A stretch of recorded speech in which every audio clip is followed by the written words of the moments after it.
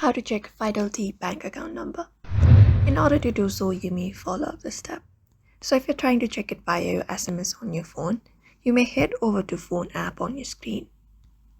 And on the screen, go ahead and type in USSD code *770 and hash. Once you go ahead and dial in, follow the prompts to access your account information.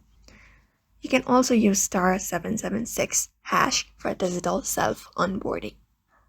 Another thing is you may head over to the application Fidelity or the browser.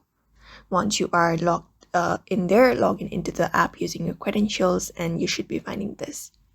Now from here, you may head over to the three horizontal lines at the top left corner. And once you are there, go to Accounts and Trade option. After going to Account and Trades option, select the option called Account Positions, the third option. And from there, here in the last section, you should be easily finding your Fidelity Bank account number. That's it. So that is how you basically do it following up this method. So I hope this video was helpful. Give it a thumbs up and subscribe for more tips and tutorials, and we will see you on the next one.